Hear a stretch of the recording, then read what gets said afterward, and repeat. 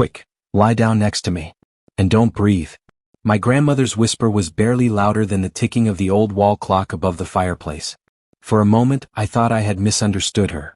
When I walked into the living room, she had been lying flat on the floor, motionless. My heart nearly stopped. I thought she had collapsed, maybe worse. But then her eyes opened. Sure. Alert. Please, she whispered again, gripping my sleeve with surprising strength. Lie down next to me. Right now. My name is Nathan Cole, I'm 32. And if you think you know how this ends, stay tuned. Have you ever trusted someone so completely that you never questioned the little strange things around you? Until one moment suddenly connects everything? I hesitated only a second. Then I slowly lowered myself beside my grandmother on the cold wooden floor. The boards smelled faintly of lemon polish and dust. My cheek pressed against the rug while the old clock kept ticking above us. Tick, tick, tick. Grandma squeezed my hand once. Don't move, she breathed. 5 minutes passed in heavy silence. Then the front door opened. Footsteps entered the house. My wife's voice floated down the hallway, casual, almost cheerful. Nathan? Are you home already? My grandmother's fingers tightened. And that's when I realized something chilling. She hadn't been pretending to be unconscious to scare me. She had been waiting for my wife. My grandmother's grip tightened around my wrist. Not painfully. Just enough to keep me still. The hallway light flicked on, and my wife's footsteps moved closer across the hardwood floor, slow, unhurried, the soft tap of her heels echoing through the quiet house. Nathan? She called again. I didn't answer. My cheek was still pressed against the rug. I could smell the faint scent of lavender from the old fabric and hear the steady tick, tick, tick of the wall clock above the fireplace. Then the footsteps stopped at the living room doorway. For a second, nothing happened. Then my wife gasped. Oh my God. Grandma? Her voice cracked perfectly, just the right amount of panic. If I hadn't been lying on the floor beside my grandmother, I might have believed it. She rushed forward. I could hear the rustle of her coat as she knelt beside us. Grandma, can you hear me? She said quickly. My grandmother didn't move. I didn't move either. A long silence followed. Then something strange happened. The panic in my wife's voice vanished. Her breathing slowed. And when she spoke again, her tone was completely different. Cold. Flat. Well, she muttered quietly, that was easier than I expected. My heart slammed against my ribs. Easier? What did she mean easier? A drawer opened somewhere behind me, the small wooden cabinet near the fireplace. Metal clinked softly. Then I heard something that made my stomach turn cold. The quiet click of a syringe cap. My wife sighed. Sorry, Grandma, she whispered. This will only take a second. My chest burned from holding my breath. The syringe clicked softly as my wife tapped it against the side of the cabinet. I could hear the tiny flicks of her fingernail on the plastic, calm, practiced. Grandma's fingers pressed harder into my wrist, still telling me, don't move. The old wall clock above us kept ticking like nothing was wrong. Tick, tick, tick. My wife moved closer. I could hear the faint swish of her coat brushing the floor as she knelt beside Grandma. Honestly, she muttered under her breath, almost annoyed, you lasted longer than I expected. My stomach twisted. Lasted? What was she talking about? The needle wrapper crinkled.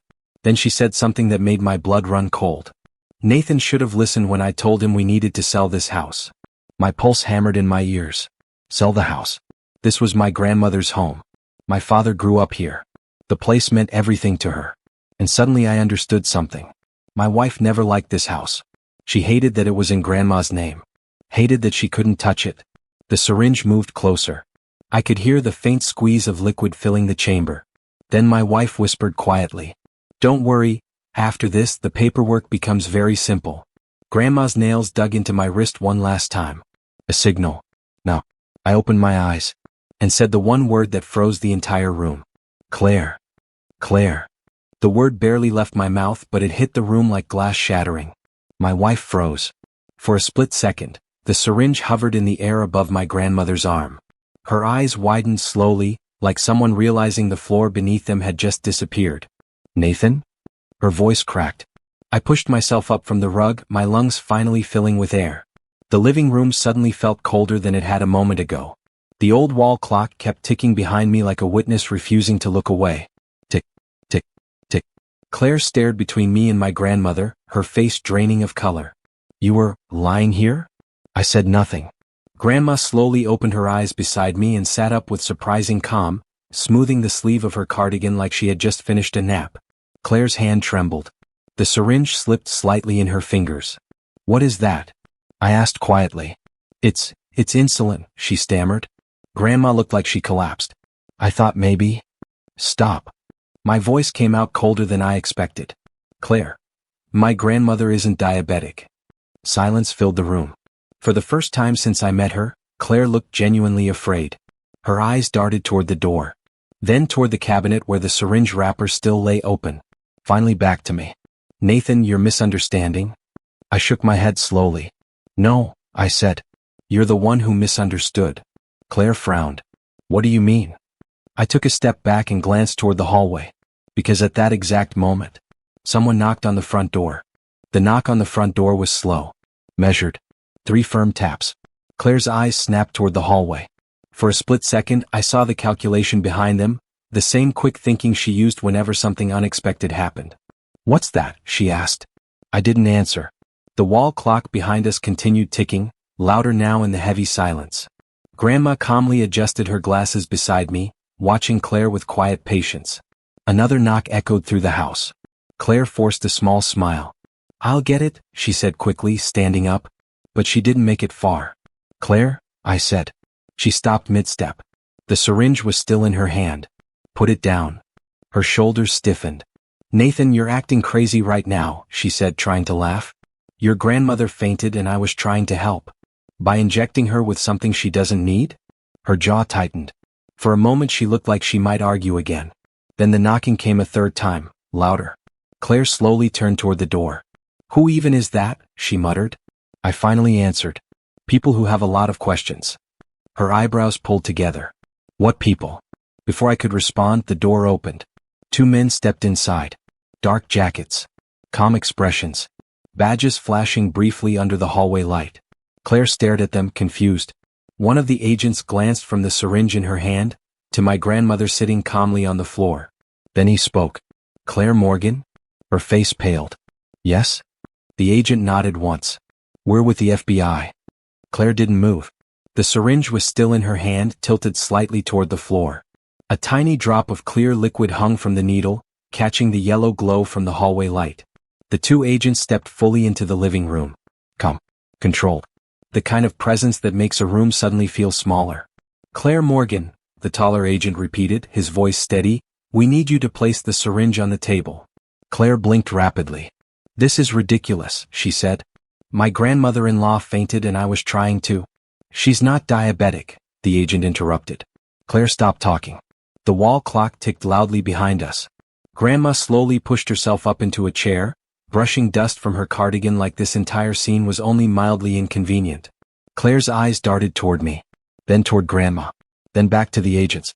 "You called them?" she asked me, disbelief creeping into her voice. I nodded once. Her laugh came out sharp. "Nathan, you seriously think I was trying to hurt her?" The taller agent stepped forward and gently took the syringe from her hand. "We'll determine that," he said. Claire crossed her arms, forcing calm back into her posture. "You're wasting your time," she muttered. "There's nothing illegal happening here." The second agent opened a small evidence bag. "That's interesting," he said quietly. Claire frowned. "Why?" "Because according to the lab results we received earlier today, the liquid inside this syringe isn't medicine." The room went silent. The agent sealed the bag. Then he looked directly at Claire. "It's potassium chloride." Grandma inhaled sharply. Claire's face drained of color. And suddenly the quiet ticking of the clock sounded like a countdown. "Potassium, what?" Claire's voice barely came out. The agent held the sealed evidence bag up to the light. The syringe inside glinted faintly while the wall clock behind us kept ticking like a metronome measuring every second of silence. "Potassium chloride," he repeated calmly. "In certain doses it stops the heart." Grandma's fingers tightened around the arms of her chair. Claire shook her head quickly. "That's insane," she said. "I don't even know what that is." The second agent stepped forward and placed a thin folder on the coffee table. Inside were printed pages. Bank records. Property documents. Claire's confident posture started cracking. "We've been investigating financial coercion cases tied to property transfers," the agent explained. Your name came up when a lawyer reported unusual inheritance inquiries regarding this house. Claire stared at the papers. You're twisting things, she said, but her voice sounded weaker now. I spoke for the first time in several minutes.